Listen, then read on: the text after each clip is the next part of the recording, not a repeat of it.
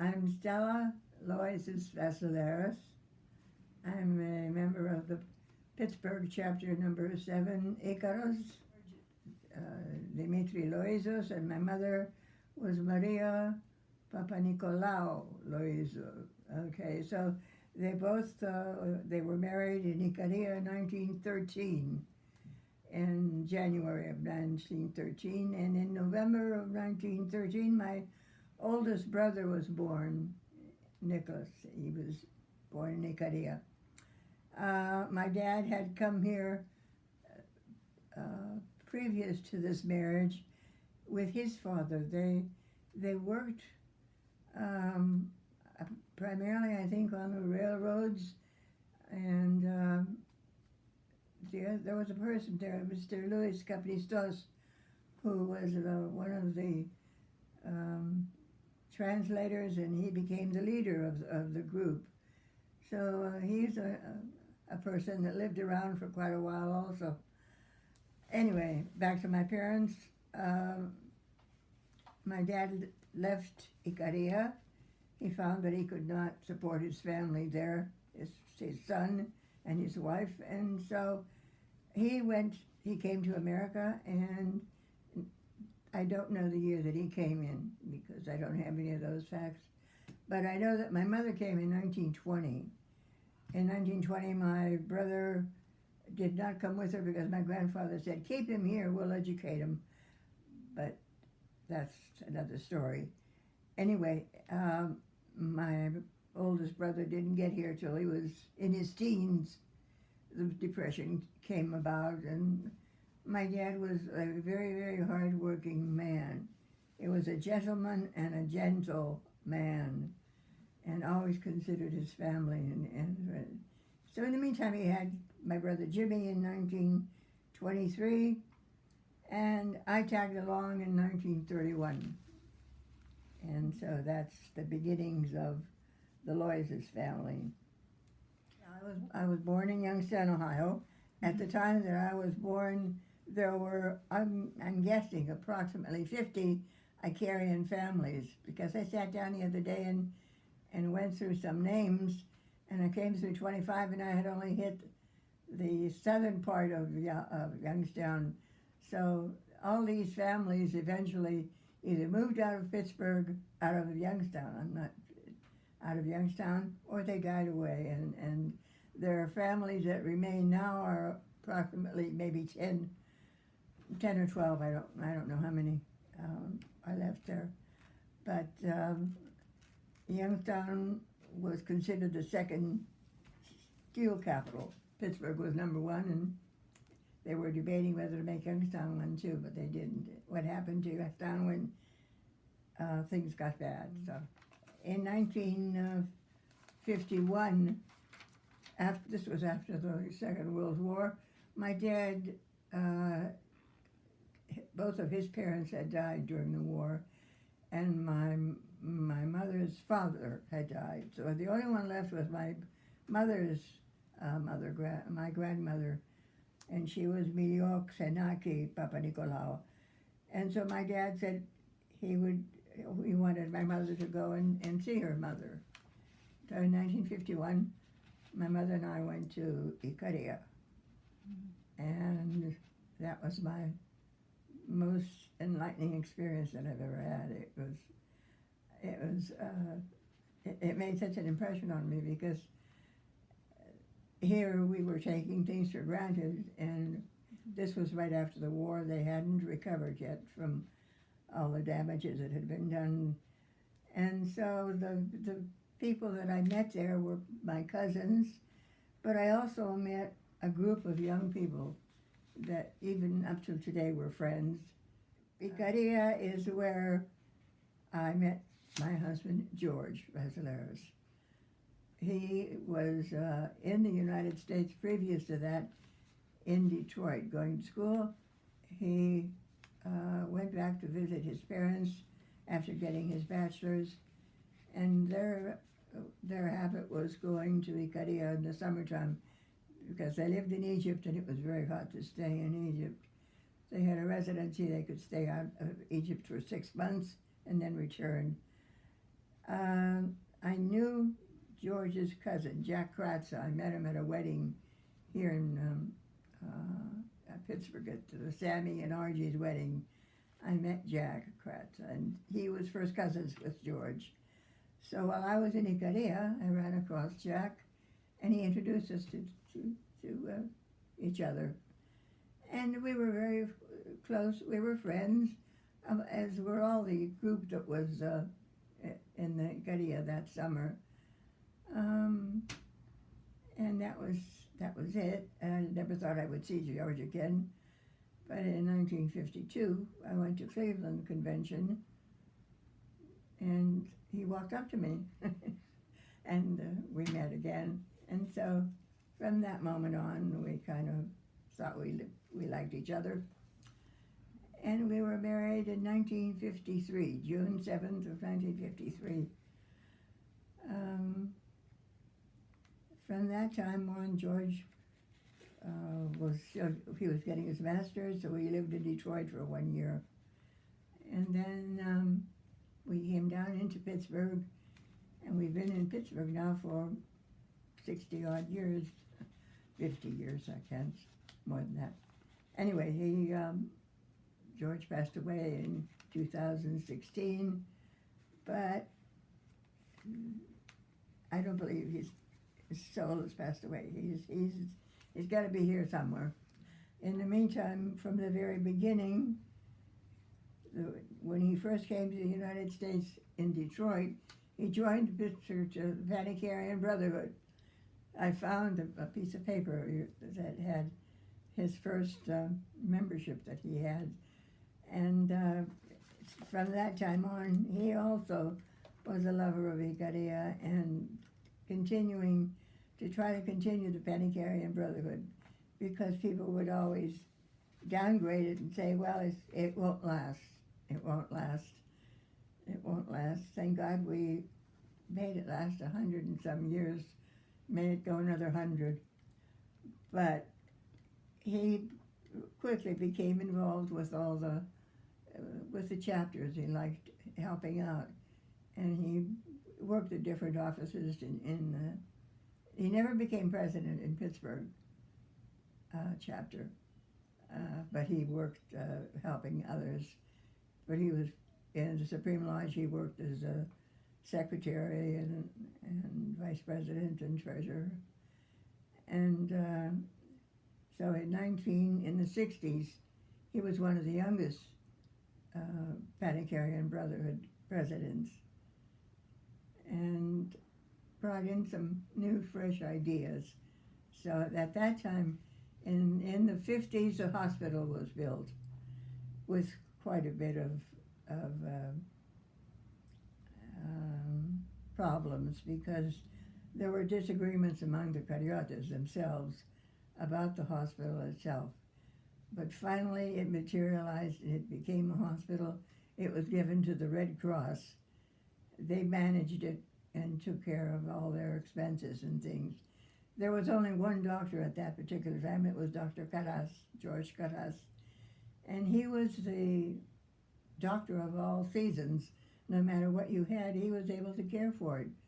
And it wasn't until much later that they increased the doctors that wanted to come to Yiayia, or that could come to Yiayia because of the financial problems. But from the hospital, the inkling began that for years now, prior to the time that we were married, the Cariotas were always donating money, but you could never subtract that money from any kind of income tax. They were never able to be tax deductible.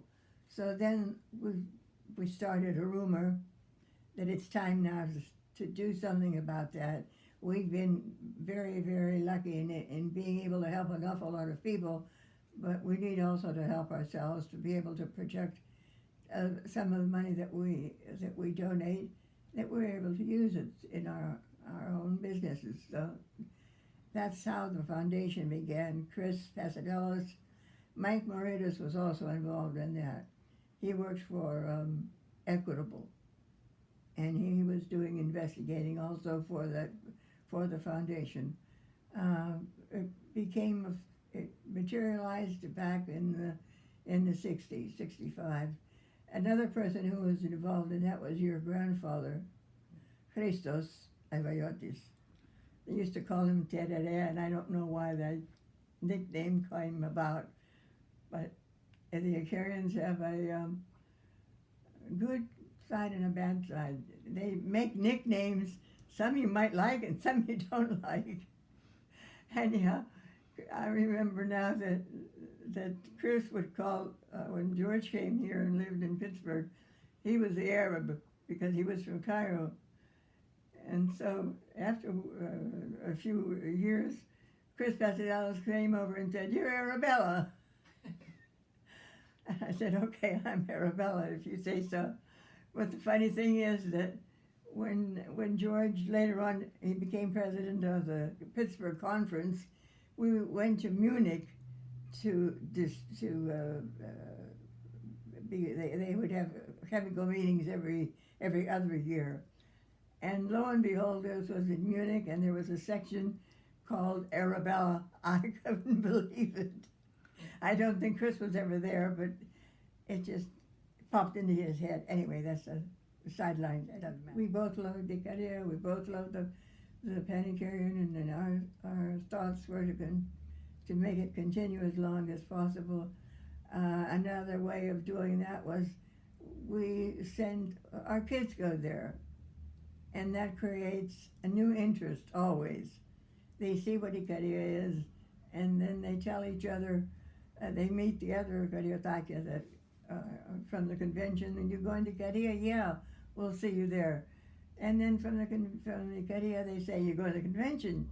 And it's a sort of alternating thing, and I hope it continues, that they visit Yiayia, then they can continue the convention and keep it going. Now, as far as finding new mountains to climb, I don't know what else.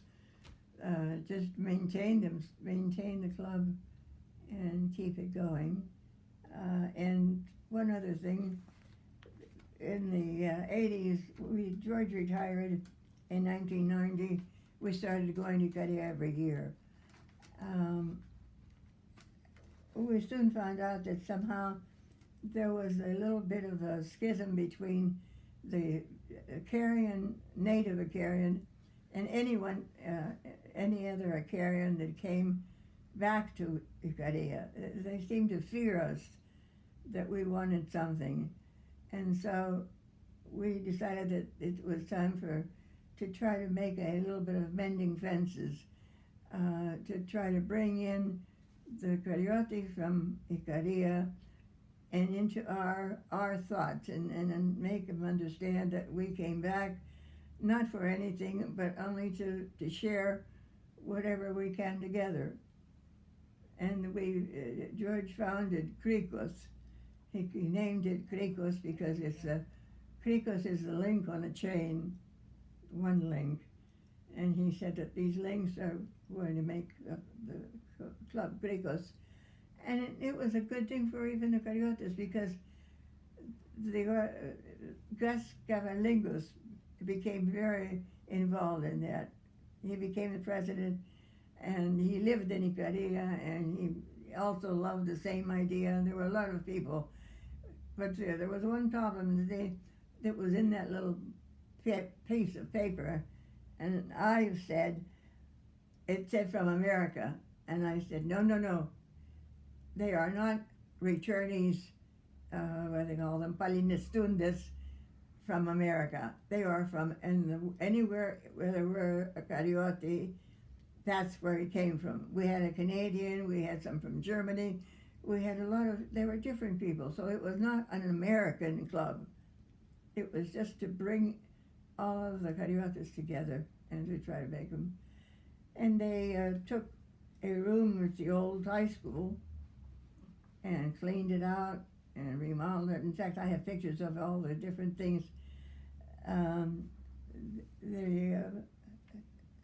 They made a kitchen. We would always have dinners that we would invite the Cariotas to come to, and they would help us celebrate our holidays too.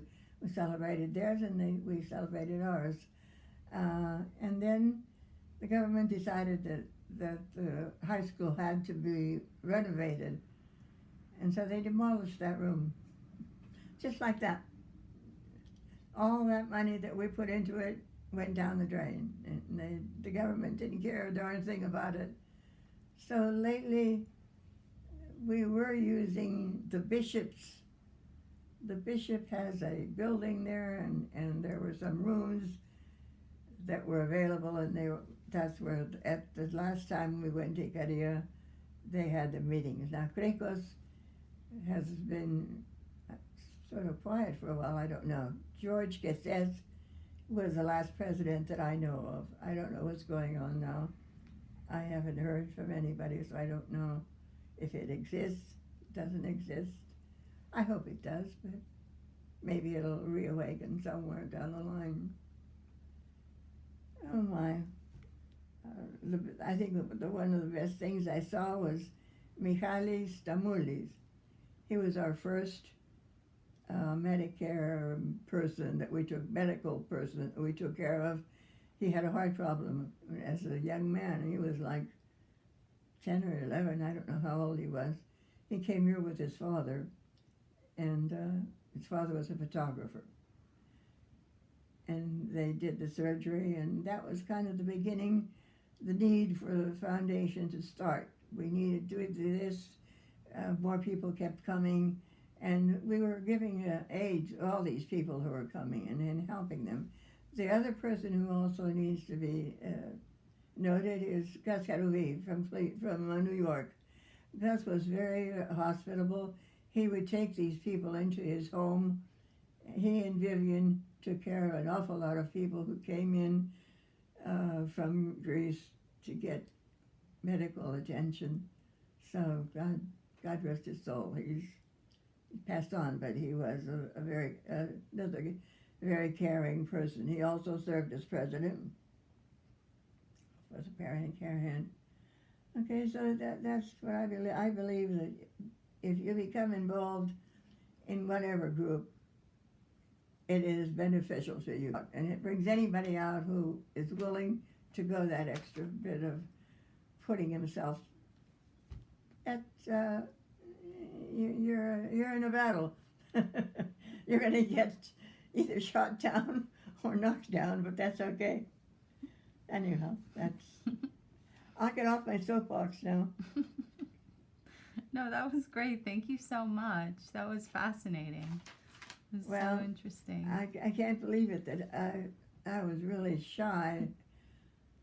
They tell me, I don't remember this, that I would sit on my mother's knee until I was 5 years old. Wow. So you're definitely not shy. That's pretty bad. That's pretty bad. But now I got a big mouth and I can talk. That's okay. Thank you so much, Stella.